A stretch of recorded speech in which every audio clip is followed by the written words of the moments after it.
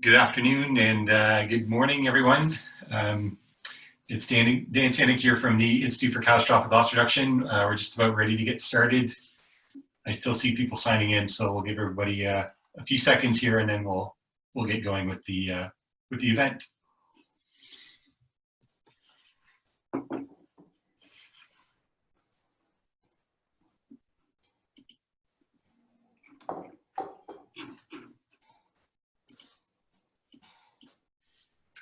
Okay, so we'll get going here just about 1 minute after 1 p.m. in Eastern time. So again, it's Dan Sanig with the Institute for Catastrophic Loss Reduction. Thanks everyone for joining us this afternoon for another good presentation from one of our close colleagues and collaborators on concerning sewer systems. A couple of notes before we get started here. First, everything, the presentation and the slides will be posted on our website and also on YouTube when we're finished. So rest assured that you'll be able to access the presentation when we're done the event today. Also, if you'd like to ask questions, please use the Q&A function in the Zoom platform. So if you go to the bottom or top of your screen in the Zoom window, you should be able to find a Q&A button there. Just click that and enter your questions. Enter your questions anytime throughout the presentation, and we'll hold a discussion at the end. So ask questions anytime, but we'll just run through all the questions at the end of the presentation with Barbara. Also, before we get started, I just wanted a quick note on the next, provide a quick note on the next Friday forum. That will be on November 13th. And we'll have a presentation concerning fire following earthquake from Charles Scawthorne, who's done a fair bit of work with us over the past few years. Recently published a report on fire following earthquake in Montreal and is currently working on a study for us on fire following earthquake in Vancouver. So keep that in your calendar or watch for the notice from Tracy Waddington, November 13th, fire following earthquake with Charles Scawthorne. Okay, so I think we're ready to get started here. So we're very happy to have Barbara Robinson from Norton Engineering. Barbara, I've had the pleasure and honor of working with Barbara for the past, I would say, 5 years or more on the topic of sanitary sewer systems and inflow infiltration. If you're not familiar with the topic, you'll learn quite a bit about it today. Barbara is one of the most knowledgeable people in the country, if not the most knowledgeable person in the country concerning sanitary sewer systems, as she'll describe. She works on them and in them and has a good, very thorough understanding from the construction and plumbing side all the way up to the provincial national regulation when it comes to sewers. So we're very happy to have Barbara. She has a very interesting presentation I've seen many times, but is very engaging and very interesting presentation. And I think people will be thinking about their own houses throughout the presentation. Barbara's been working in the industry for 30 years in consulting and in municipal government.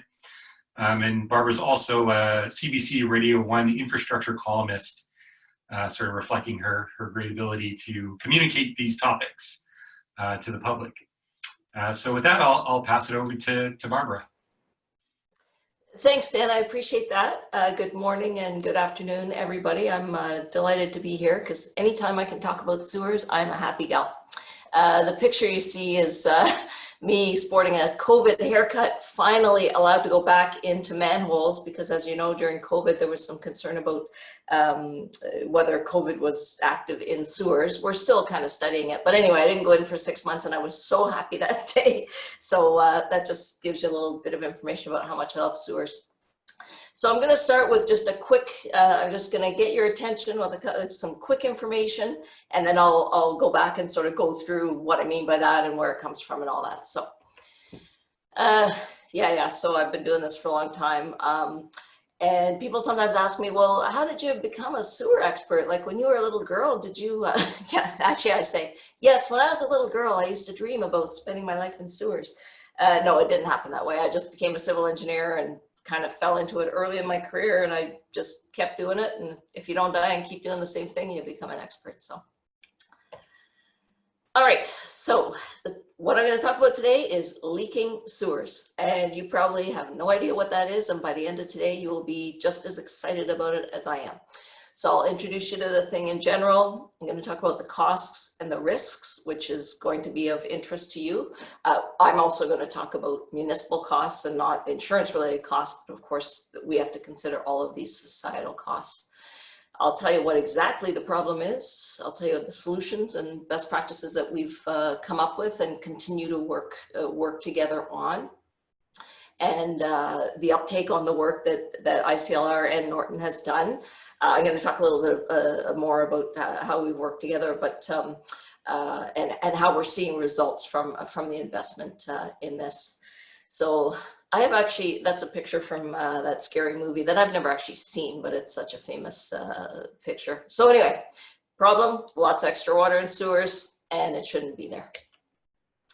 So I'm going to talk about leaking sewers this whole presentation, and I might use the term I&I. It's inflow and infiltration. I'll try not to use that term because it's kind of an engineering term, but sometimes because I'm so used to using it, I will mention it. So inflow and infiltration are both clean water that gets into sewers. And when I say clean water, I mean rainwater or groundwater that should not be there. So we do have water, obviously storm sewers collect water, but we get water in sanitary sewers from storm systems that is not supposed to be there. So I'm going to use the term leaking sewers. The inflow and infiltration, it's just the mechanism by which the water gets into the sewer. It's not particularly complicated. And the only reason we distinguish between them is the fixes for each of those two things are vastly different, and actually finding them is different as well. Okay, this is the piece of information you need to know. I've been working in sewers my whole career, as you know. So about 15 years ago, I was working in St. Jacobs, actually just north of Kitchener-Waterloo, where I am. And accidentally, I was doing something else, had no intention of discovering this, but I had a flow monitor in the sewer system and that was kind of just downstream of a new subdivision. And when I say I had a flow monitor in the sewer system, I mean, we just measure flows, flow versus time, and we have sewer flow monitors, and we install it in a manhole and then upload the data. And so I get graphs about what the flow looks like. So that's what I mean by flow monitoring. So basically this new subdivision came online, meaning they started discharging to the municipal sanitary sewer system. And I noticed on my flow monitor that suddenly the flows just went crazy. Like they went way higher than they should have been from a new subdivision. So we investigated, and it turned out that there were serious problems with this new subdivision. There was a major defect at all the property lines, and it was allowing, again, clean water. This is groundwater that's not supposed to be in the sewer, was getting in and bumping up the flows. And when I talk about costs and the other impacts of this, I'll get into that a little bit later. But so I started looking at this in 15 years ago. When I opened Norton 5.5 years ago, I thought, I've been seeing this a lot in my work. I wonder if it's bigger than this. So I started a project, and this is where I want to mention ICLR. So they were one of the founding funders of this work. So everybody thought it was interesting. It's just we didn't know what it was going to look like or what we were going to find. And boy, did we get surprised in a hurry. So anyway, basically I ran around Ontario and asked people, do you have any flow monitoring data of new subdivisions? And that's important because in engineering, we've never considered that new subdivisions would have leaking sewers. I mean, they're brand new. Why would they be leaking? It wasn't even on our radar screen. And I can tell you, I've been doing this my whole career, and I didn't know that they were going to be leaking. But anyway, so people across Ontario sent me data. The number is never correct because I constantly keep getting more data, but I probably have about 150 data sets now. The majority of these sewers are leaking. And when I say the majority, I mean 98% are leaking. And this is absolutely astounding to me. And when I say leaking, I'll talk about that a little bit more later, but when I say leaking, that means they are not being built according to the current requirements, standards, and specifications in Ontario and indeed across Canada. Another quick fact may not have occurred to you, but sewers exist on the public side and the private side. The sewers on the public side are owned by the municipality and maintained by the municipality. The municipality owns part of the line that goes from the mainline sewer up to your property. They own that smaller pipe from the mainline sewer to the property line. And once you hit the property line, then you, if you're a homeowner, you actually own a piece of sewer, and it's from the property line to the house.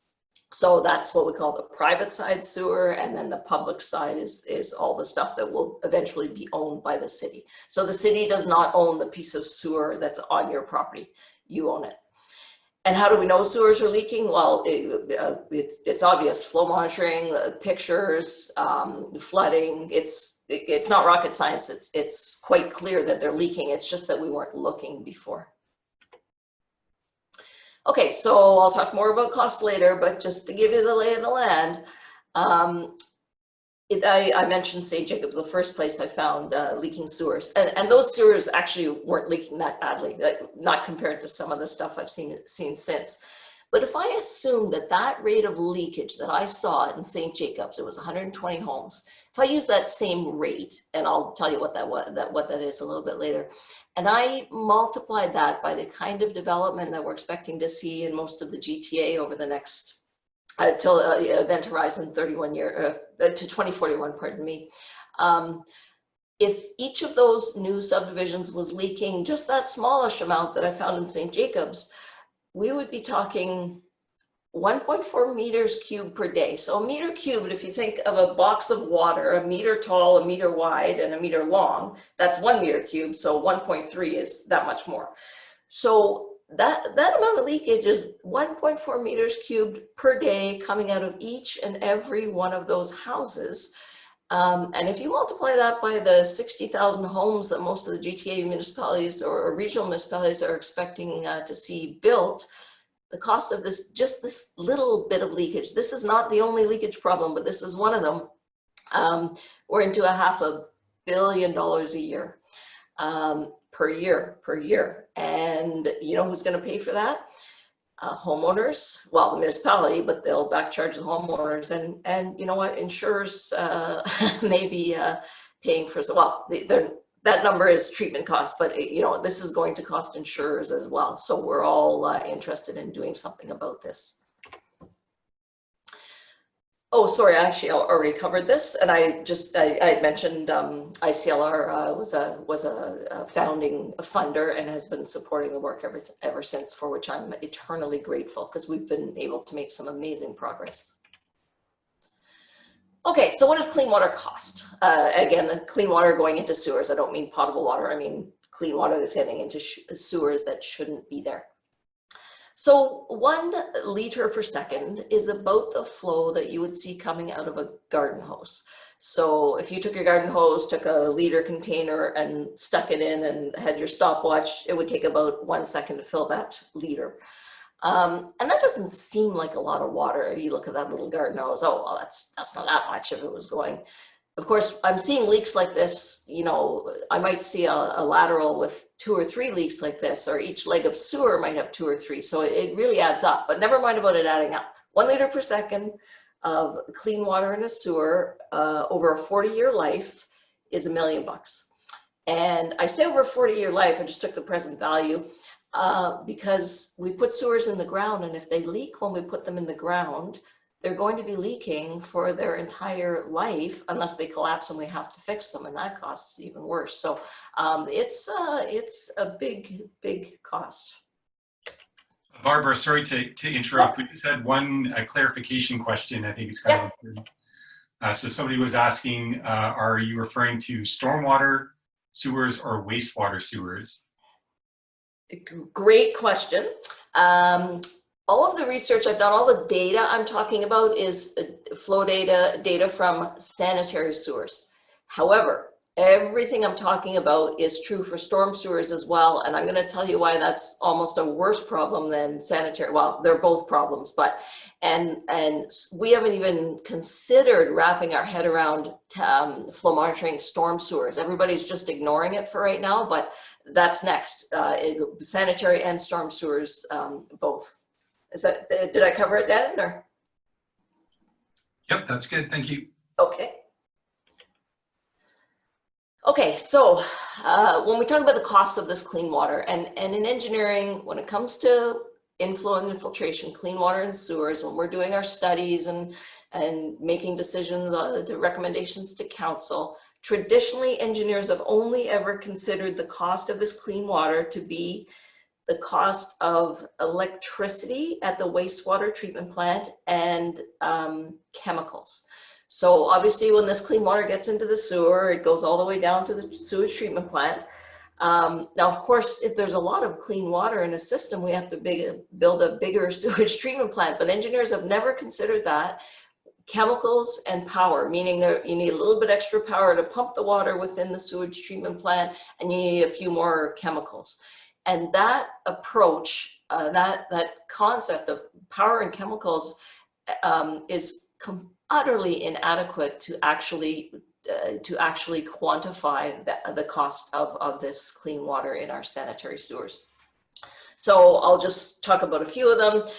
You know, routine backups and things are related to clean water getting into sanitary sewers and storm sewers.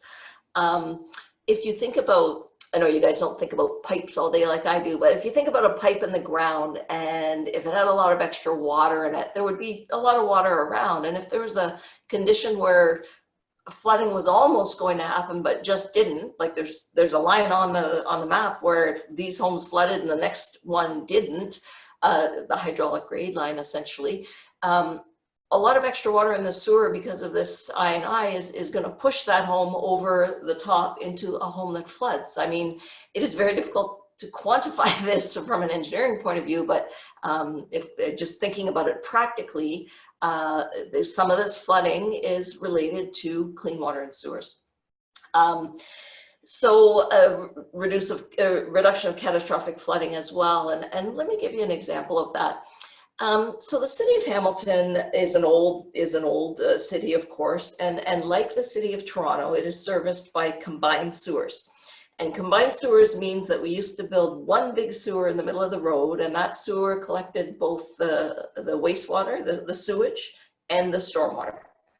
And the problem with those sewers is of course, they were built a long time ago, and we have a lot more of both now, and they tend to overflow, and this is a huge problem across Canada, indeed.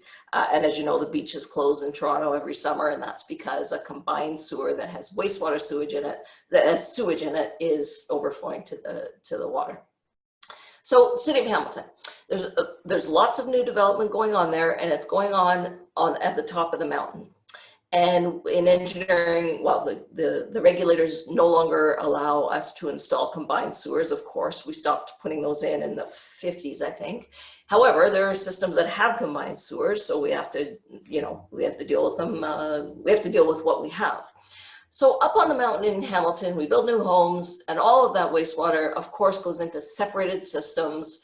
And so that separated sewer on top of the mountain flows, through the system. It goes down the mountain, and like many combined systems, there's a trunk combined sewer right down by the water. So even though that water is separated up on the mountain, it combines down at the water. And as you probably know, the city of Hamilton, and I'm not picking on them, this isn't exclusive to them, it's just I've done a lot of work there, so I know exactly, well, not exactly, but I know quite well. So when those homes in downtown Hamilton have basement flooding constantly, it's terrible. I'm sure you guys all have insured homes in the area. It's terrible. But every drop of this clean water that got into a new sewer way up on the mountain is directly contributing to that flooding. And indeed, I mentioned before, I can't quantify that because hydraulics and how sewers function is so complex that there would be no way to predict. But it's a cost that's being borne, and we're not talking about it. Something else to consider is that new development gets slowed or indeed stopped because of sewer capacity issues. So I don't know if you guys read a few years ago, or maybe a year ago, the capacity of the trunk sewer at Yonge and Eglinton appears to be almost full. And there's a whole bunch of development that had been approved or pre-approved or something, and now the city stopped the development because there's no room in the sewer. Well, if a lot of the water in that sewer is this clean water that shouldn't be there, it's preventing development from proceeding. And if the city wants development to proceed, they're going to have to build another trunk sewer. And I can tell you the money involved with that would curl your hair. So anyway, I think I made my point. There's a lot of cost to this. You can read some other things. I just want to mention that, I'm going to talk about the life of a sewer and how important that is, how much that is impacted when we allow all this clean water to get in. Okay, so this is cost in a separated system. Most sewer systems in Canada are indeed separated, and that means there's two sewers in the street, the sanitaries in the middle and the storms on either side, the storms higher than the sanitary. So these are separated systems. I just picked some cities, whatever, average cities.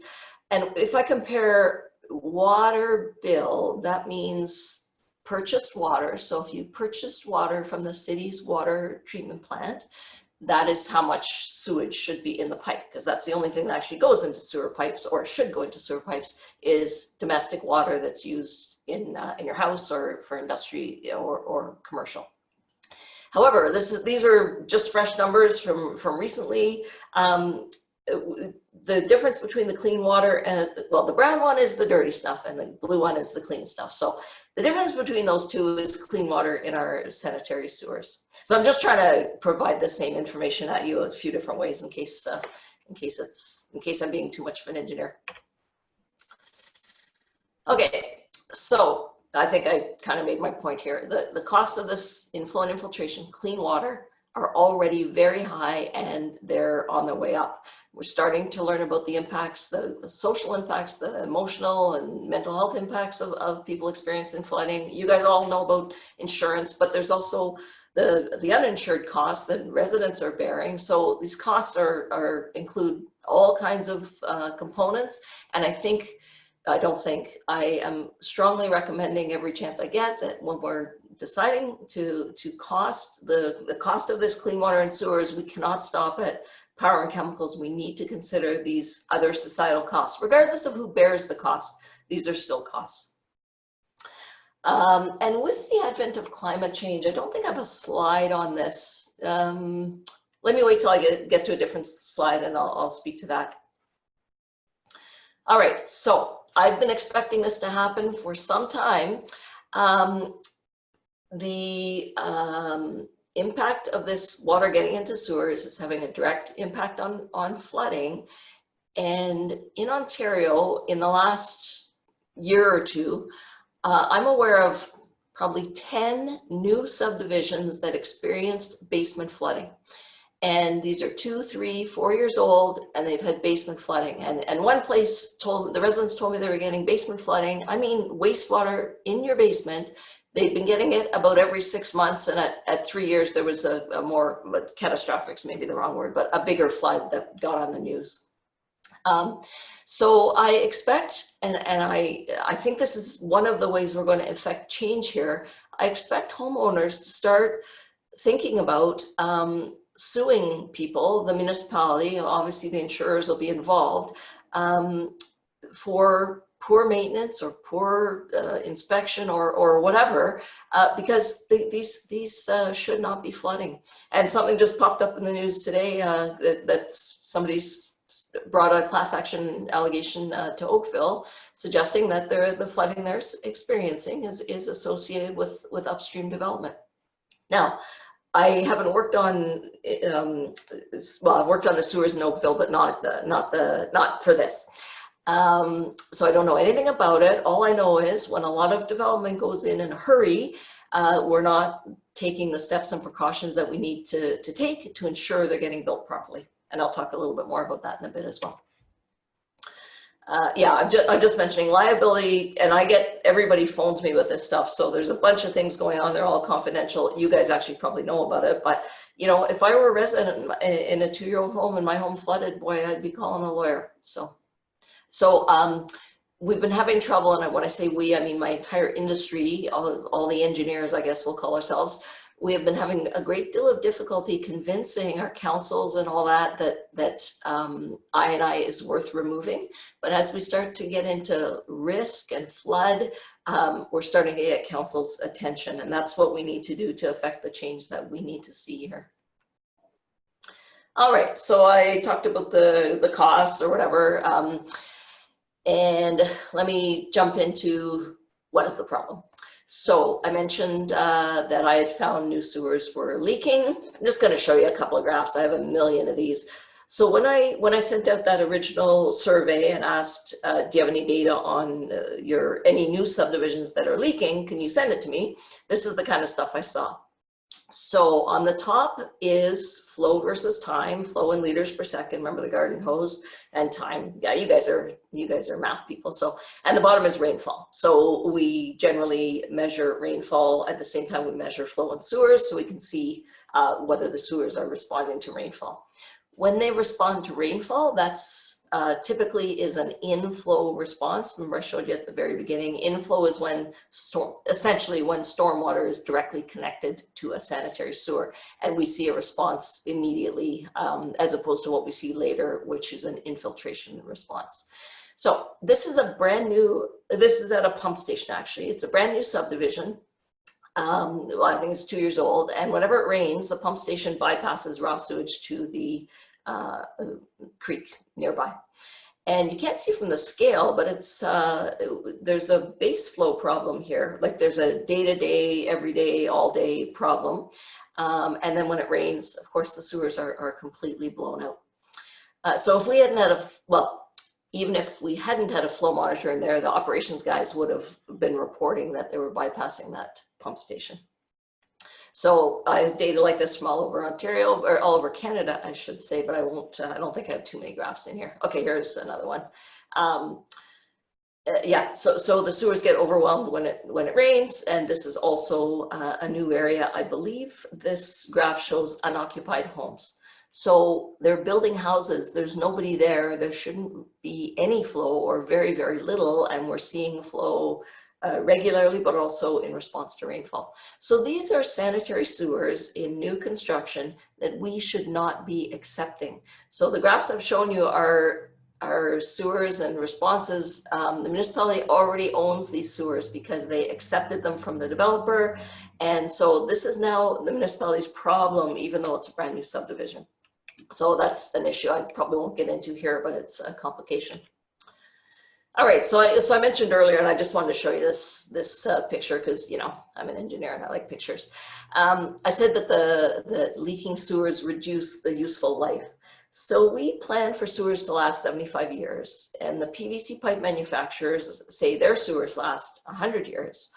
And well, that's in perfect conditions, but typically I'm hearing across Canada that sewers are starting to fail after 40 years. Why does this happen? Well, if we have excess clean water getting into the sewers, getting it at the joints, which is a very common place where the water gets in, I think I've got some pictures for you. As the water starts to flow into the sewer from the ground around it, some of the very small particles, the fines, you know, sort of follow the water into the sewer. And as the fines move through the soil, well, slightly larger, you know, larger fines, they kind of move around a little bit, and then, you know, they start moving into the sewer, and then, you know, small pebbles shift around a little bit. And just over time, as the smaller stuff gets sucked into the sewer, larger and larger stuff gets sucked into the sewer, and then your bedding, it gets compromised. And your bedding needs to be rock solid to hold that sewer in place. If there's water going in, it's not. And this is just a visual of what that looks like. And this is so common, I can't even tell you. I've got a picture somewhere. And the private side, so I mentioned the private side is the pipe that you own. There are lots and lots of problems with what we're doing on the private side. I'll talk a little bit more about that later, but these are the kinds of pictures I get. So this home experienced flooding, and they went out to check. brand new sewer, and it was cracked. When they dug it up, the sewer was cracked and the home flooded. Okay, so just for fun, because I bet you guys have never seen a video inside a sewer. So this is your lucky day. You are seeing something that you've probably never seen before. So I've just got a little clip. This is a camera, a CCTV inspection. So we put a little camera, if you can believe it, we put a main camera down a manhole, and on top of that, on wheels, like we drive it down. And on top of that main camera is a small camera. So we drive the main camera remotely, obviously, down, and we can see what we're doing because it's camera, down the sewer. And when we get to a pipe going up to someone's house, the lateral, that smaller camera turns and it launches itself up the lateral, which is pretty amazing. It's only in the last 10 years we're able to do that. This camera inspection is very valuable. So this is the camera inspection of a new lateral. It was sent to me by a developer that wanted to hire me to support his claim that a flooded homeowner, the flooding was not related to his installation. And I knew I was pretty sure what the answer was going to be. I was pretty sure he probably just Googled sewer expert and got my name, but didn't realize that I'm very interested in constructing new sewers well. So anyway, you're going to watch a pipe go through a sewer. You don't do this all the time, so it might be hard to see, but I'm going to ask you to look for wows, dips, rock indentations, which you're going to see like some little bubbles. Basically, that's a rock underneath the sewer, and it should not be there. And when the weight of the sewer on top, when the weight of the soil gets pushed down on the sewer, it causes a defect at the bottom of the sewer. This is a brand new sewer. It's supposed to last 75 years. And you let me know if you think this is going to last 75 years. Okay, so see that kind of, the camera stops if it needs to look at something. See how we're going down now? Like buckle your seatbelts. Now we're on a bit of a roller coaster. We just passed sitting on a rock. And when we come to, there's another rock we're sitting on. We're going to come to a couple joints that you'll see. Okay, right here. Look at the base of that joint. There's a bunch of soil there, which tells me that it's already leaking. There's a bump in the pipe. Sorry. Here's another bump in the pipe. I think we're going downhill here again. And we launch from upstream. And look at the flow path. If the flow path isn't in the bottom of the sewer, then the sewer is not aligned properly. And sorry, I should have mentioned that earlier. It's kind of doing a bit of an S dive here. Just another few, yeah, so that's all. I didn't show you a lot, but so running a camera through a sewer is a great way to see how it's performing. And I'll talk a little bit more about why we're not doing that, even though we should be.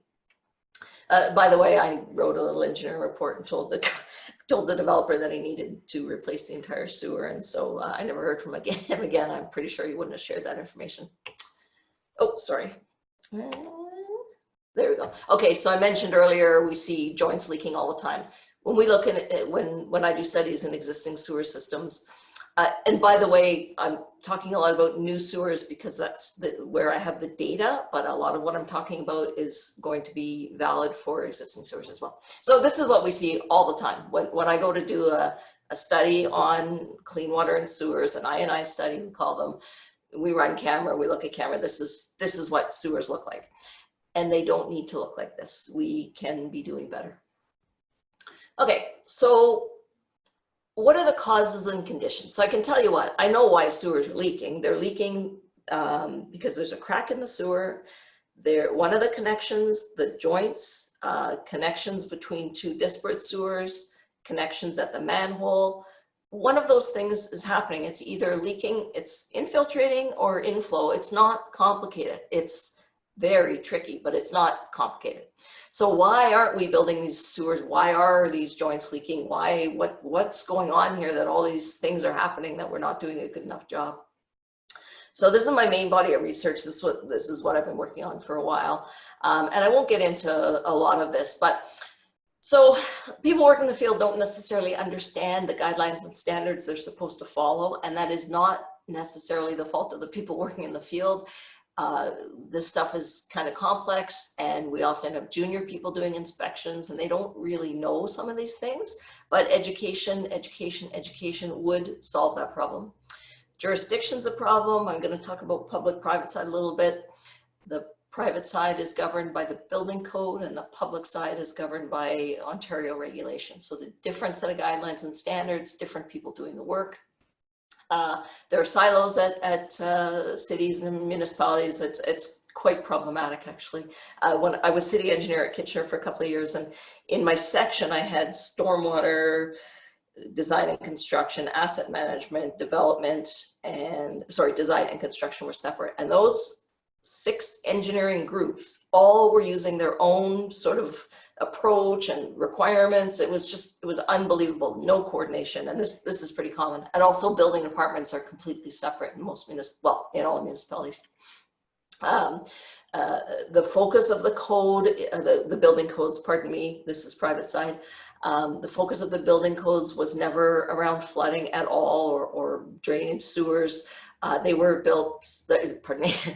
they were written about 70 years ago, and their primary goal was to prevent catastrophic failure, structural life safety. The things that ICLR works on, like wind and all that. The pipes were not really a big interest back then, and we didn't care about this back then either. We weren't worried about overflows to the environment in the 40s and 50s, but we sure are now. Yeah, I'm sorry. So I did refer to this. So in case you're wondering what I was talking about, or even indeed if you're wondering what your sewer looks like, this is looking from the side. So if we took a huge knife and sliced down beside your house, or actually through your house, would just cut right through that sewer, this is what you would see. So you've got a sewer leaving your house. It's shown as a clean out, and has a slope and goes to the property line, and then the exact same sewer, well, it should be the same sewer, is constructed on the public side. Those sewers tend to be green. The one on the private side tends to be white, and it goes into the mainline sewer and is discharged downstream. Okay, so I showed you that video, and I sort of explained why doing testing of new sewers to make sure they're leak-free or leak acceptable. There is a teeny bit of leakage allowed. I won't belabor that point. Geez, a great way to do that would be to actually test these things. And I'm going to talk about one test, air and water testing of new sewers. Now, air and water testing is how we leak test new sewers. And unfortunately, I find from my surveys, and I've probably talked to about 200 municipalities by now, 75% of municipalities in Ontario are not leak testing their mainline sewers. The #1 way to determine if your sewer is leaking is to leak test it when you build it. 75% of Ontario are not doing that. The reasons are complicated. Mostly it's because the contractors do not like stopping to do leak testing. It takes too long. They complain. They talk to the politicians. They convince the municipality not to do it. However, the consequences of not doing this testing, which is required by regulation, I might add, are enormous. So this has to change. So this is on the public side.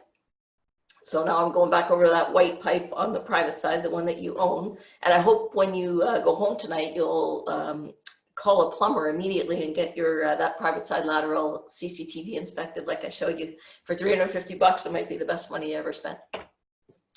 Okay, equally on the private side, in fact, the number's worse now. I'd say about 95% of building departments are not testing that white pipe, the sewer lateral, the sewer from the house to the property line, their jurisdiction. They're not testing that pipe. Same reasons.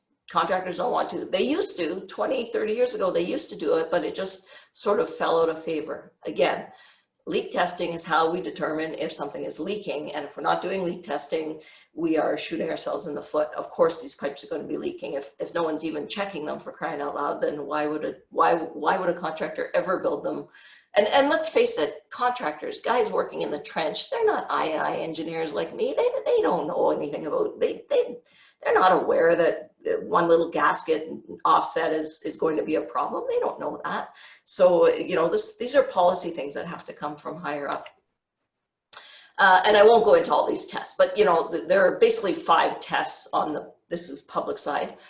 There are 5 tests required per the standards and regulations that are printed on every set of engineering drawings. There's standards for Ontario. We all use the same ones. Those standards require these tests, and we are not doing them. And and this is on the public side. It's even worse on the private side. Okay, so I'm going to talk about a couple of, just simply explain a couple of things that I found that are showstoppers. And I should mention that Dan Zenik from ICLR is like the building code guru. I didn't actually know anything about the building code until I started this work. So he's dragged me kicking and screaming through the building code and understanding it or whatever. So his knowledge and context across Canada have been so valuable in trying to get at this private side and what's going on here. Okay, all I want to tell you is PVC pipes, you know, the plastic pipes, you see the blue ones and the green ones on site all the time when you're driving by. The blue is water main, has thicker walls, and we actually joint it better, and the green is sewer. PVC pipe is actually plastic and it's flexible. So if you got a big enough guy or whatever weight and stood on top of a PVC pipe, it would flex.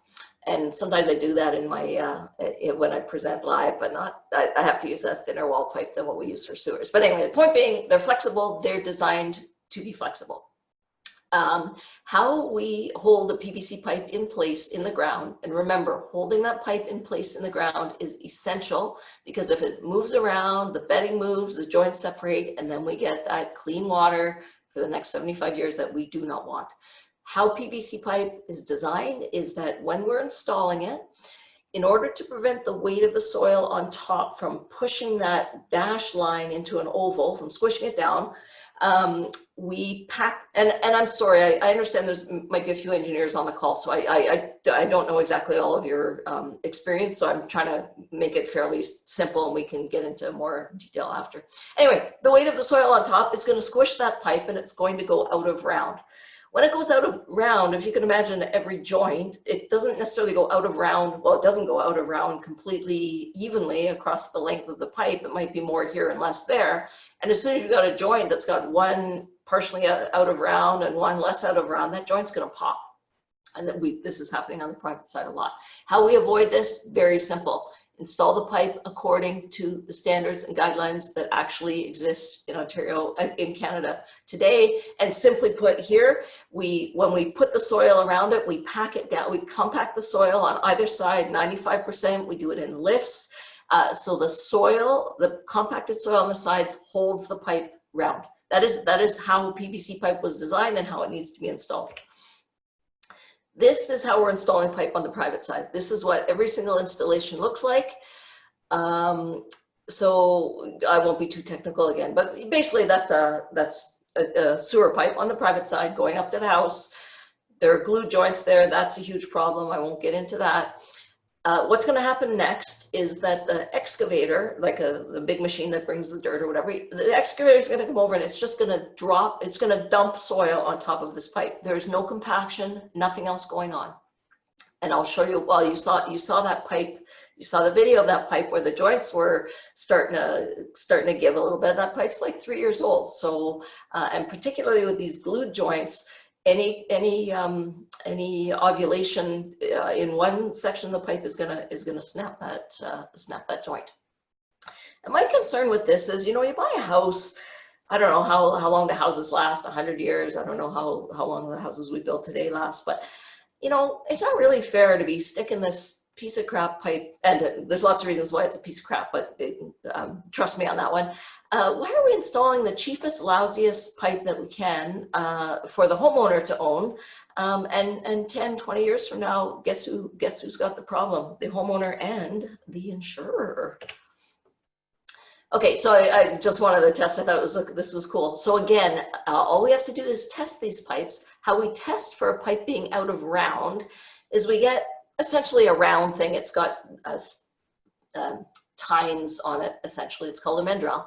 And we put it in one end of the pipe and we attach a chain to it and we pull it through the pipe.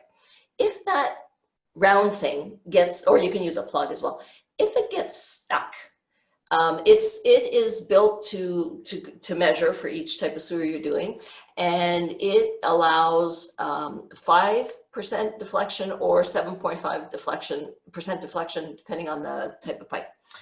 If you're pulling that through and it gets stuck, that means that deflection is more than allowable. And what you need to do then is you cannot, the pipe needs to be dug up and replaced. Once a plastic pipe that's flexible is out of round more than 5%, it's failed. It's no longer capable of meeting its design life, and it needs to be replaced. This is actually in all of the PVC pipe manufacturers' guidelines. And we're not doing Mandrel on the private side at all. Geez, we're missing out on some leaky pipes. Okay, so I've talked a little bit in more general terms about this. So to be a little bit more specific, what can I share with you here that I haven't talked about? Well, one complication, and this is a big complication, it's political. I'll explain it briefly. The developer buys a piece of empty land, and then he hires an engineering consultant to develop the land for him to do the engineering. So that guy designs the sewer system and designs the homes and all that. And so that consulting engineer is the engineer of record for that developer. So he works for the developer. And then when they go to build those sewers, that consulting engineer provides an inspector, who's the guy that's supposed to be out on site inspecting the construction of these new sewers. Now, again, that inspector is being paid for by the developer. So he's being paid for the guy that he's inspecting. His salary is being paid by the guy he's inspecting. And furthermore, developers don't like paying a lot of money. Well, actually, nobody likes paying money on inspection. So typically we're sending out maybe an engineer with 1 year, 2 years. Sometimes they send out students to do these inspections. And I can tell you that, first of all, it's pretty complex. Actually, it's pipes. It just seems like, oh, sewers, you know, they just flow downhill and we're all done. But it's a bit more complex than that. And if, so I talked about my research, and I don't think I mentioned earlier, a lot of what's gone on is I've done private surveys with our entire industry, with everybody involved, all the stakeholders, and people tell me all kinds of things and I do them privately because, you know, if you're working for a municipality and there's issues that you're struggling with, you know, you don't necessarily get a gold star for sharing that with someone else. So I never share where my information comes from, but I hear this directly from people. So I've heard from many people, well, maybe many is too many, but a number of people that were doing on-site inspections at a subdivision, and they were being particular about how those sewers were built according to the specifications that are on the sealed engineering drawings.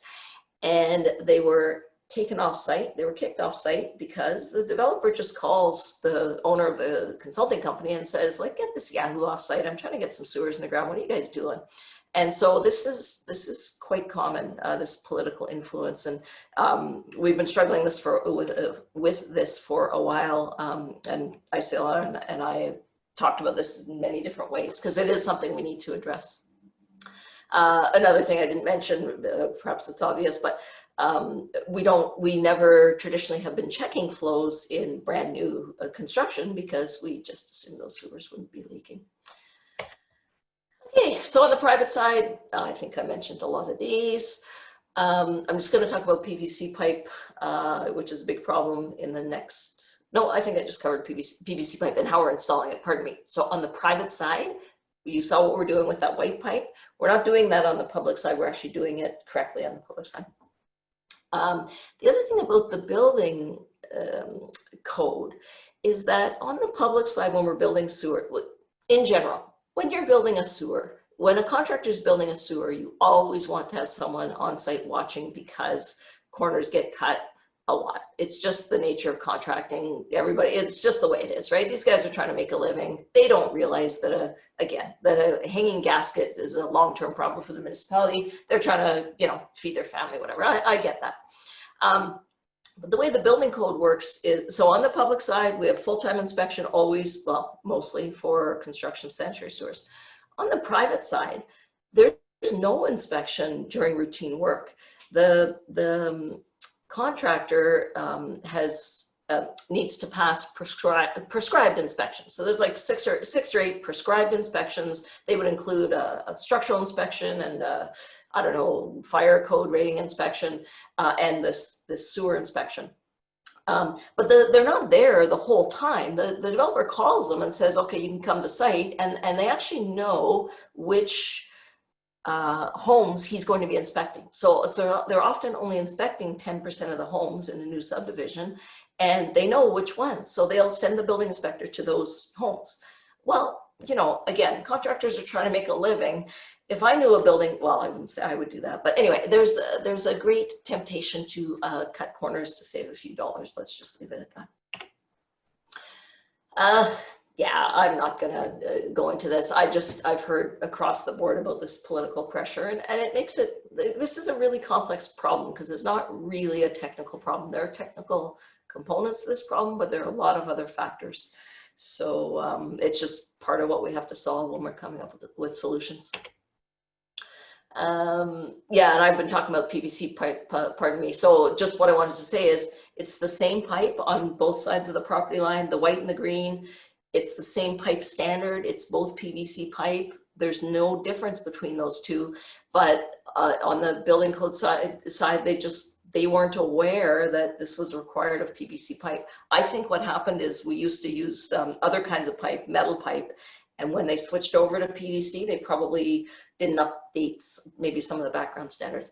Anyway, we are working hard, ICLR, Dan and I, with NRC and Standards Council of Canada and building codes, and we're working hard to try and get some of this stuff updated. So do we have solutions? Absolutely. I actually have solutions for all of these problems, and I've been writing about them, and Dan's been writing about them, and the homeowner behavior, ICLR has done a lot on that. I'm more focused on the kind of engineering policy, municipal policy stuff.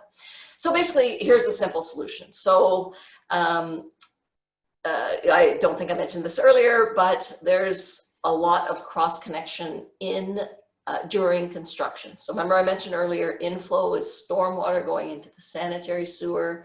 That's bad because that's rain. We don't want that. It is very common to have a cross connection of a storm pipe to a sanitary sewer. Why does that happen? Because up until now, they're not always green and white, by the way. Sorry, they can be all different colors. But up until now, both pipes will be coming out, if there's a storm lateral and a sanitary lateral, they both be coming out to the trench. And then again, a guy with making $18 an hour is standing in the trench on a Friday afternoon, connecting those to the pipes that are on the public side, and mistakes get made a lot. We often see cross connections when we do studies. So, this is fairly easy. Let's just change the size of each of those pipes. Let's go with a slightly larger one for storm that will make it virtually impossible to make a cross connection. The other thing I didn't get into is the quality of pipe we're using on the two sides are different. So I've specified, look, let's have the same quality on both sides, and let's make them different sizes. So, that's pretty simple, but it has to be picked up both in the engineering standards and in the building codes. So again, it's a simple solution, but it's a bit convoluted getting it interpreted. Here's another one. This is simple. So this is on the public side. If you would believe it, and I don't know, well, you guys would know about engineering design. So engineering design, the reason you have a high-priced engineer doing a design is because you have to look at the situation. You have to assess the risks and the site conditions and all that. And you do your design based on what's out there. Until now, the design requirements, design standards in, let's say, Ontario, there's no difference in how you're required to design a pipe if it's below the groundwater table or above the groundwater table. And the groundwater table is where the water underground naturally sits. There's aquifers down there, and it naturally sits somewhere, and it depends where you are, but it might be 2 meters below ground or 3 meters below ground. Well, if you build a sewer sitting below the aquifer, you can imagine, with all these defects at joints and connections and all that, you can imagine it's a lot easier for water to get in. So one of our recommendations that is being picked up is that sewers above the groundwater table have a different design than the below the groundwater table. And I mentioned earlier that water pipes are thicker and the joints are much tighter because we don't want water spilling out. So the recommendation I've made is, yeah, well, if you want to go below the groundwater table, that's fine. You're just going to have to build it to water system standards. And the reason they don't want to go below the groundwater table is the deeper you build a sewer, the more expensive it is. That it gets very expensive fast when you start going down because the construction methodology has to change. Yeah, so basically those are, I have, like I said, I've got whole manuals of all the different things we can do with all the issues that we've found. But this is what's really interesting, what's really great. We are now seeing this research, this body of research, includes ICLR's research, mine, you know, other stuff around, well, this stuff is essentially ICLR's and mine. Dan and I co-chaired a new CSA standard guideline on basement flood protection risk reduction, lots of detail in there about how to prevent very nuts and bolts, you know, inside the basement, construction, whatever. We published, top right, we published a seed document that's just being developed into a standard, reducing the risk of clean water in new sewers. So basically all the stuff I've talked about is now being turned into a national standard. And this will have a direct impact on flooding. And I'll tell you one other thing that's just great news. Well, never mind, it's too complicated. It's engineering details. We are now currently working on, bottom left, this is in process, same kind of thing, but for existing sewer systems. So of course, across Canada, existing sewer systems, they're all leaking as well. So, you know, trying to prevent the new ones from leaking, but we still have to go back and do something with the old ones. That's in process. And then we're working on a paper for NRC. Sorry, the latest draft I think went out a couple of days ago. And you know, they're really interested in this research as well. So that's just a few of the things we've been working on. ICLR and I have tried different things over the time we've been working together. Yeah, so that's national. So provincial, the Ontario government is currently rewriting their provincial guideline standards for sewer design. They have not been updated since in the sewer portion of it, since 1975, if you can believe it. A lot has changed since then. But anyway, bless their hearts, are updating it now. And they have picked up a lot of the recommendations that we have made around design criteria, all that stuff that I've been talking about. They've picked up a lot of that and they've put it into this new design criteria. And they're picking this up, if it gets approved, is a game changer for us, because contractors will have to start doing a better job. So, but there's politics involved. So, you know, I don't have the kind of political clout that's going to be required to beat developers at their own game, but maybe you guys do. Anyway, on the left is, these are British Columbia's specifications. Dan's been working in BC for a while, but they just kind of got a hold of my research. So we've been presenting out there, and actually Dan and I collaborated on a presentation last Monday to the BC Environment Ministry, which is like MECP here. Very interested in the work. Just want to get started, do stuff. And also they have standard specifications in BC MMCD on the left there. So I've been asked to review those with a view to reducing to adding clauses or updating clauses to prevent clean water getting into sewers. And I'm just about done here. Oh yeah, so municipal standards, sorry, there's hundreds of them. I didn't have time to throw them all in, but we're seeing municipal standards pick up some of these recommendations as well. Indeed, some of the recommendations actually came from best practices that I found by talking to people. So some of the ideas were out there, and I adopted them as a best practice. So municipal standards are changing. Other publications, so not just the national standards, the Standards Council of Canada, CSA, that all that, but so Norton's got a body of work. Those two publications in the middle. Basically, that's all the detail on everything I'm talking about. 100 pages each on all the solutions. They're out in the public realm right now. ICLR partially funds my work, and other people partially fund my work. I publish it all. It's on my website. I don't charge for anything. My interest here is getting the information out so we can do a better job. And of course, ICLR has a great body of work on basement flooding and I&I new construction and all kinds of stuff. So those of course are out there as well. So the other thing that I work on, as does ICLR, is public education. So one of the problems in my industry is that we're all a bunch of weenie engineers that think about clean water and sewers all day long. And we talk to each other about it, but we really need to get to politicians and decision makers. And so my work with CBC is very important to me because, you know, then the public hears about it. They start asking their councillors questions about new sewers, whatever. And I so there's an article in the paper a couple of weeks ago about rats rats just being prevalent these days because of COVID. So I wrote the reporter and said, hey, did you know rats can get into your house through your sewer? And so he picked up on that. So what was pretty cool about that was a couple of weeks ago. What was pretty cool about that is I connected the risk of getting rats in your house to having a damaged lateral. Because if you can imagine, if that private sewer of yours is all busted up or whatever, and there's holes in it, which it sounds crazy, but I'm telling you, it happens like fairly often, then there's a chance of vermin getting in your house. And people do not like the idea of rats in their house. So, you know, I'll go at the public any way I can to just get them to pay attention to this stuff. So, and ICLR, of course, has been on TVO lots of times, but I was on TVO talking about this specific thing as well. Okay, last thing, great news. Climate change is a thing. I'm not a climate change person. I'm not going to even discuss it. All I can tell you is everything that I'm talking about does not depend on understanding what climate change is going to look like, how many years, what percent, none of it. What I'm saying is build sewers better so we have room in those pipes to mitigate the impacts of oh, I always get mitigate and whatever, to provide room in the sewer so that when the extra flow from climate change comes, we've got room in the extra room in the sewer. We haven't used it up stupidly allowing clean water in there. So,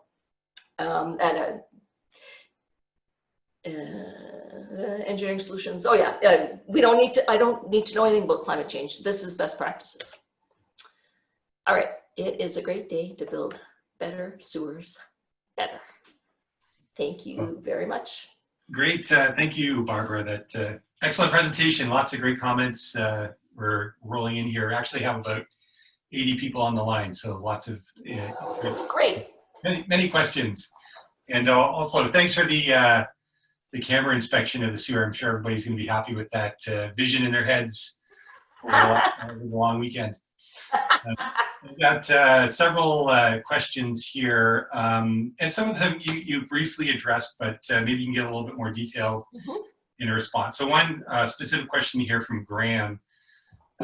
He asked, doesn't the design standards in Ontario require an I&I allowance to be included in the sanitary sewer design flow calculations? Absolutely.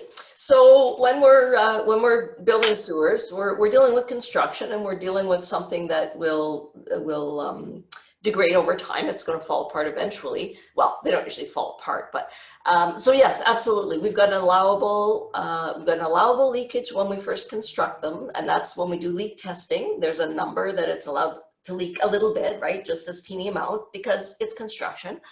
But when we design sewers, we also add what we call a long-term I&I allowance. And we use that long-term I&I allowance to add it to the domestic flow, the normal sewage that we should see. We add those two peaks together and we size our pipe based on that flow. So we do expect the sewer at year 75 to be leaking. It's getting old. So we put that allowance in there so that at year 75, the sewer is large enough to convey the flow. So yes, there is an allowance in there, but my issue is that we're using up, we're having more than that kind of leakage. I mean, I've seen leakage in sewers that is actually 10 times higher than the allowance at the end of the sewer life in new construction. I see that a lot. So yes, there is an allowance and we use it, but that's not really the issue here. The issue is what we're doing when we build new. Okay, and related to that question, so you mentioned several examples of new subdivisions that have experienced problems. Yep. In Amherstburg, and you said there's 10. And then there's a specific example of a homeowner, or that lateral video that you showed. Is that all? So what a sort of component of I&I is related to those flood incidences compared to, say, I don't know, blockages in the lateral or collapsed laterals, that sort of thing? Is it all I&I, or are there other factors that are driving that risk in the new subdivisions? Oh, there are certainly lots of factors for sure. When you think about a blocked lateral, laterals don't get blocked all that easily. What blocks laterals, the pipe from your house, it's going to be flushing diapers or sanitary products, or, you know, kids will flush a dinky car or whatever, like flushing something that should not be flushed. And you guys have heard about flushable wipes. They absolutely 100% never in your life should you flush a flushable wipe. It's made of plastic. You put it down your sewer, and when it gets down into the sewer, including your sewer, the fats, oil, and grease, you guys are going to have a great weekend after this. Sewage naturally contains fats, oil, and grease because we discharge them from our body because we eat fats, oil, and grease, and also from cooking and all that. So fats, oil, and grease that naturally occurs in the sewer finds this piece of plastic thing stuck, and it starts to stick to it, and that can form a blockage. That is very common. Why does that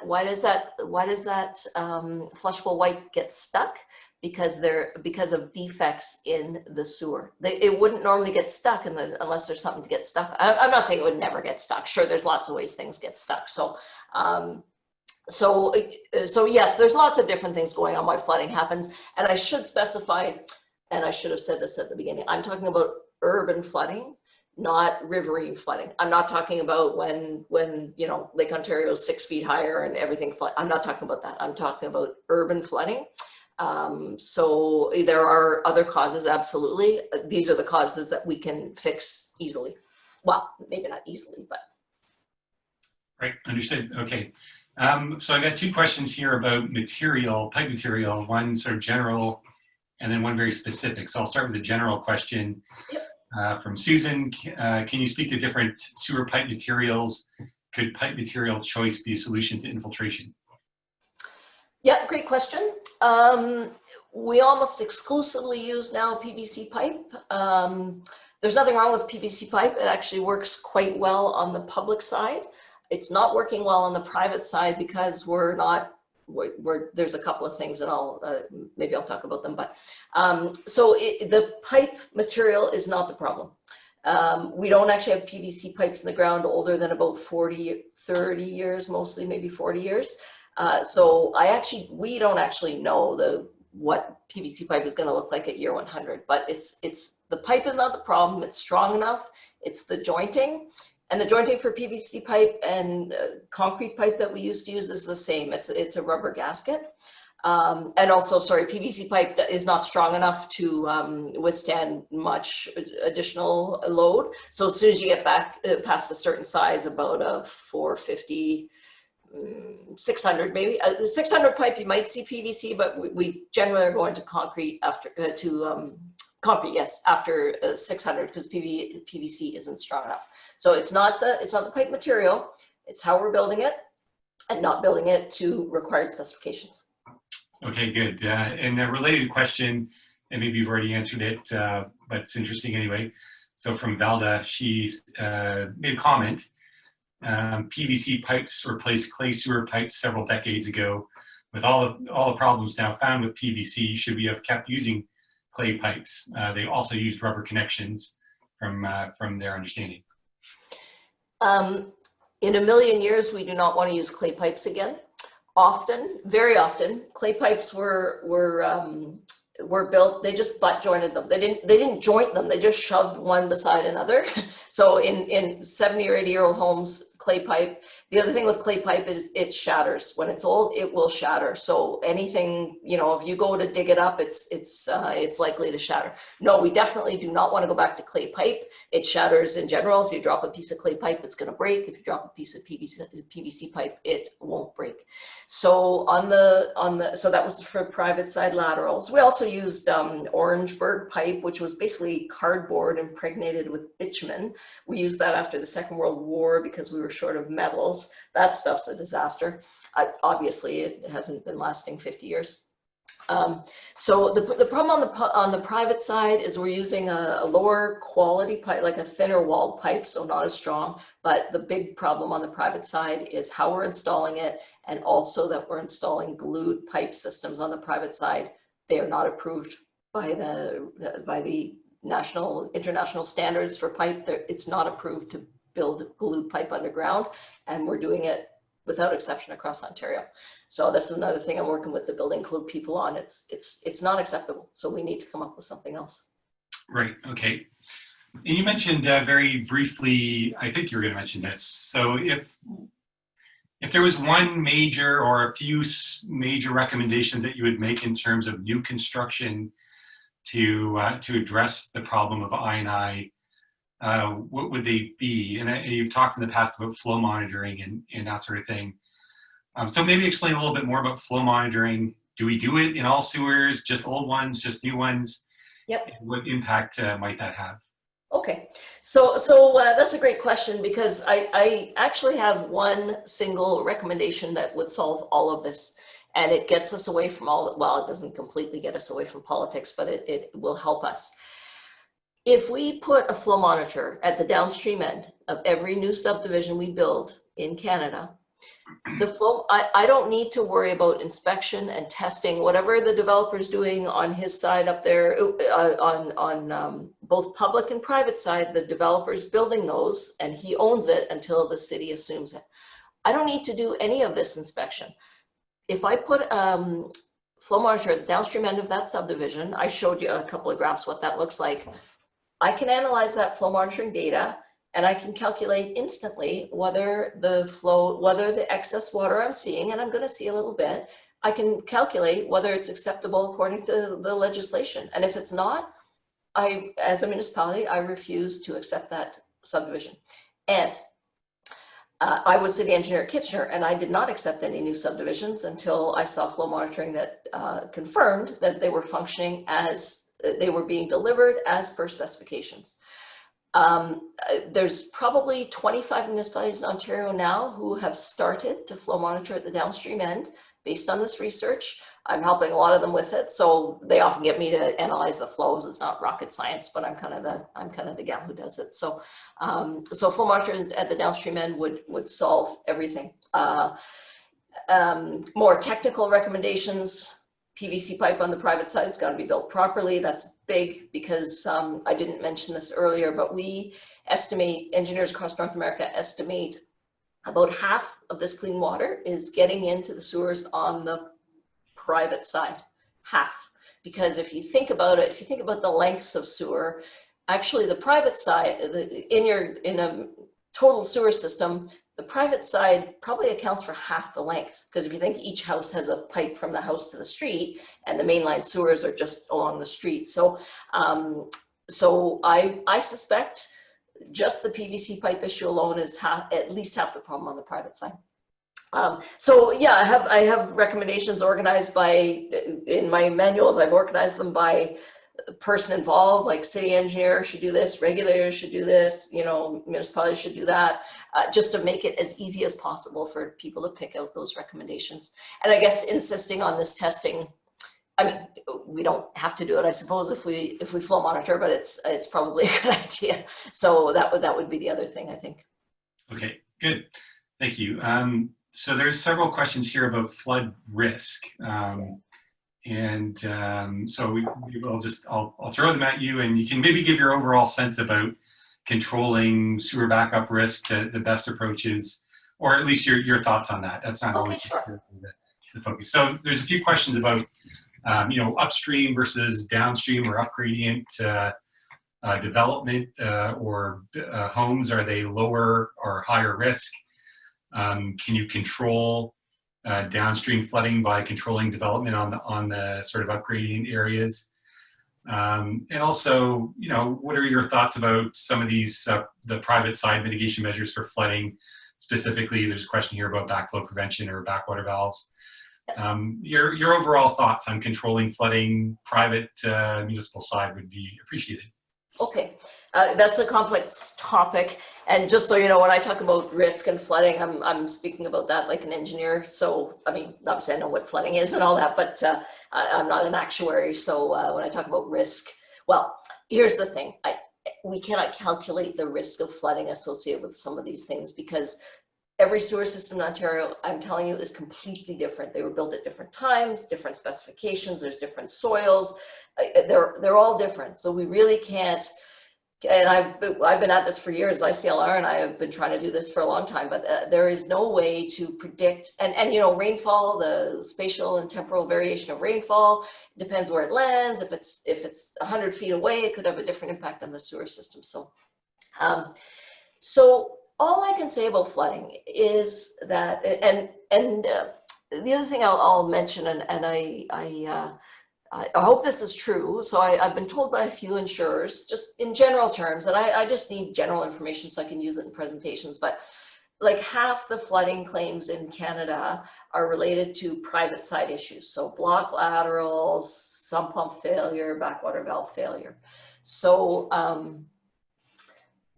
so there are a lot of private side issues that you know, we need to fix. And the other thing I didn't talk about is I also work, of course, on inflow and infiltration in existing sewer systems. And one of the big problems that municipalities are having now is that a lot of these leaking sewers are on the private side, and it's very difficult to legislate homeowners fixing their private side pipe. However, I think that's where we need to go. One of my recommendations when I speak to residents and when I'm in media, everyone should get their private side lateral CCTV inspected every 5 years. If you get it done and it's in perfect condition, your plumber might say, oh, you can wait 10 years, but it's a $350 inspection. And I am telling people, I'm saying all this publicly on CBC, whatever, I'm saying, get your lateral inspected, get a copy of the tape and keep it for insurance purposes. I would like to get to a point where I'm not in insurance, but you know, I just imagine that if we put more responsibility on residents, like you guys are doing with backwater valves, to take ownership of their part, you know, their involvement in basement flooding, because a lot of it's happening because of people aren't paying attention. They don't understand sewers, they're scared of them, they're dirty, whatever. And that segues nicely into backwater valves. So the big problem, where there's several issues with backwater valves, and I've spent a lot of time on these as well. I just didn't, I wasn't sure this was an audience that would want to hear about it. So two things. One, people do not want to clean that backwater valve, and they will not do it. I had a backwater valve installed in my house because I do research on this stuff, and actually the sewer on my street is very low, so there wasn't really a need for one, but I really wanted to see how it worked and how it was functioning. Backwater valves require a 2% slope on the pipe that they're installed on. Currently, the building codes in Canada, and have done forever and ever, only require a 1% slope on all the pipes. That's under the slab, under your house, and from your house to the property line. The only requirement in the building code is 1%. On the public side, as soon as you get to the property line, we are asking for 2%. So this 1% is a problem trying to get that changed. The issue with that is we're installing backwater valves. If we're doing them retroactively, you're putting a backwater valve that requires a 2% slope across on the sewer it's installed on a sewer that has a 1% slope, and it's not working. So, I mean, I haven't done a backwater valve study. I know ICLR's done some work on that, but so I had my backwater valve installed. I have a 1% slope like everybody else, or even less than that, who knows, old house. And that backwater valve is getting clogged up. I probably should clean it every 2 months. I mean, because there's not enough slope. Like what the slope is for is the water and the slope allow the velocity to carry the solids along and carry them out to the street. When you've got a backwater valve, it's a device, it's a hydraulic restriction. It's not a big hydraulic restriction, but it is one. There's not enough slope across there to push the sewage through. So in my backwater valve, I open it and it's full of solids, and I don't put anything down my sewer, as you can imagine, anything but bio-waste and toilet paper, single ply, if that. So it's not oil and grease or anything untoward. Well, apart from naturally occurring, it's not anything untoward, but so they're not functioning very well, and your average resident is never in 100,000 years going to go clean their backwater valve every 2 months. I don't mind doing it because I work in sewers all day long, but it's pain though. I mean, it's not particularly useful. So backwater valves, they're in the building code. There's interpretation as to whether they're required or not. But I'm recommending municipalities, if you're insisting on backwater valves, you better make sure that you're comfortable with their performance and the specifications around them, because as far as I can tell, and I've talked to the manufacturers, they need 2% and we haven't got it. So sorry, I talked about a lot of stuff, Dan. Did I cover all the question or? Yeah, well, another question was about a general question.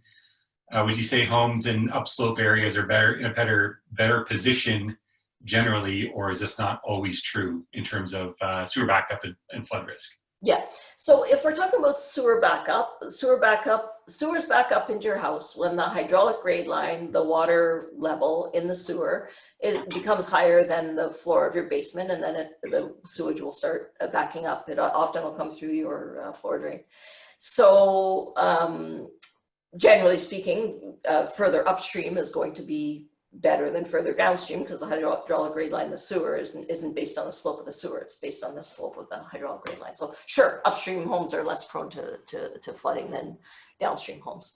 And you know, sewer flooding like that, with sewer backup flooding, you know, is related to sewer operation and how much flow is in the pipes. But again, when we talk about this clean water, this clean rainwater and groundwater getting into pipes, that is all contributing to all that sewage in the pipe. So there's a direct connection. I can't model it for you and give you a number, but it's, if you dump a whole bunch of extra water in a sewer that's almost going to flood, it's going to flood.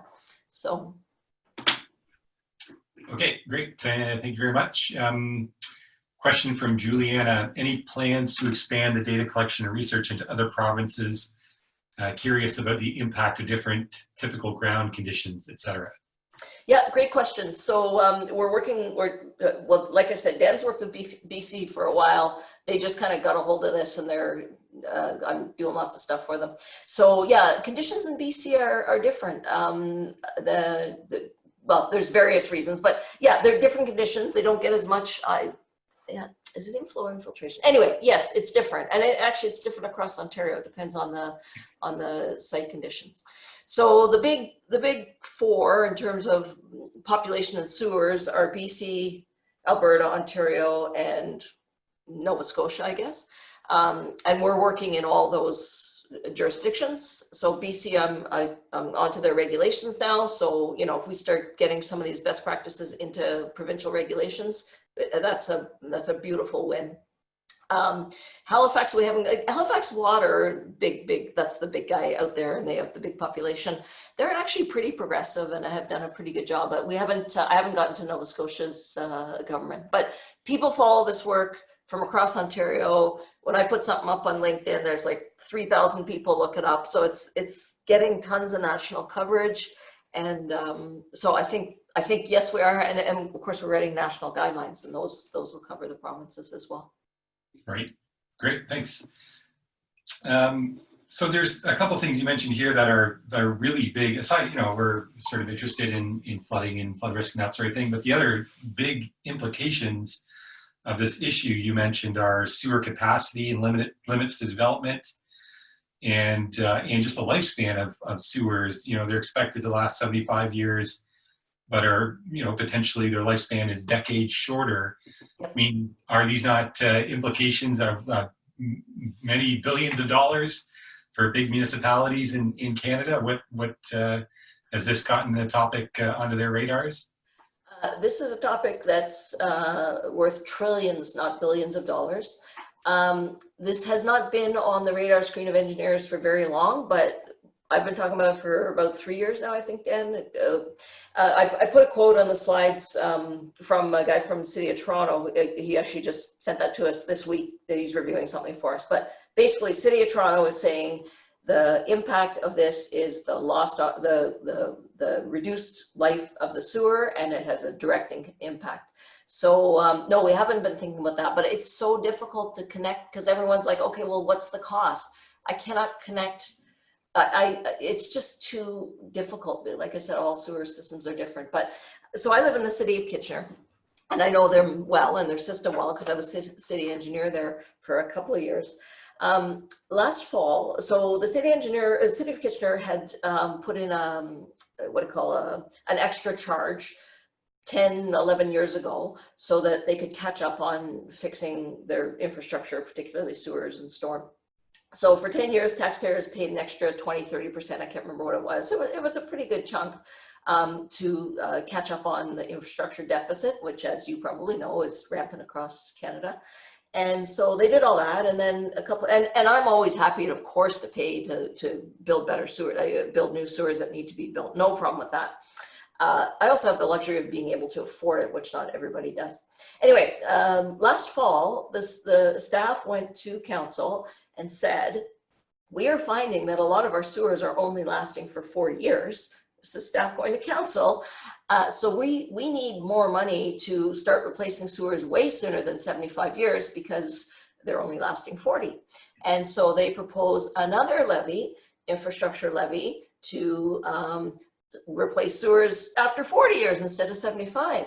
And so this is astounding to me, absolutely astounding to me. And the other thing that's astounding, but this has more to do with just municipal engagement in sewers, is that nobody said, oh, well, why are they only lasting 40 years? Like, what's going on? Should we examine our practices to see if we can get them to last longer? Nope, nobody asked that question. So, and I go to city council a lot, so I have to dial back my enthusiasm about sewers. So I haven't asked them that question, but yeah, the cost is astronomical, and we haven't been taking that into account. So there are programs in York region and Peel region. York's famous for this program, where, because a lot of their sewers are at capacity. So developers wanting to develop another parcel of land when there's not capacity in the sewer, he would at the recommendation of the municipality, they would say where there were problems with leaking sewers, and the developer would pay for fixes to other leaking sewers in order to get him to buy himself capacity, essentially. So there are places where this is a big problem. The problem with that is the way that particular program was laid out. They allowed the developer to make the decisions on what to do, and also rehabilitating a sewer, fixing a sewer that's broken, is not the same as building a sewer correctly in the first place. I told you about the water getting in if things shift or whatever. Rehab, in my experience, probably lasts about 10 years. So York Region gave away some capacity to contractors who did some half-baked rehab. I mean, this is just my opinion, but, well, it's not just my opinion, but anyway, and that half-baked rehab might be gone in maybe even less than 10 years. One of the solutions they came up with was to plug the pick holes in the sanitary sewers. Now, you don't know what that is maybe, but sanitary sewers have 2 holes in them.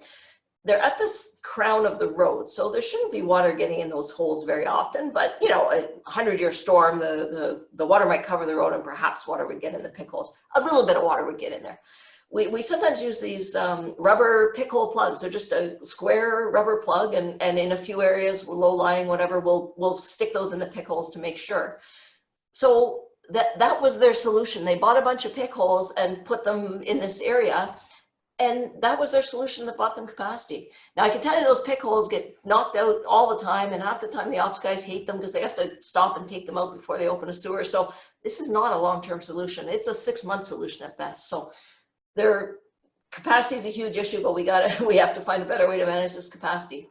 And of course, getting water out of existing sewers, which is what Dan and I are working on now, is also going to free up capacity to allow this development. But development is very, very, very valuable. It's worth a lot of money, and city councils are very, very keen on development. So we have to tread carefully here.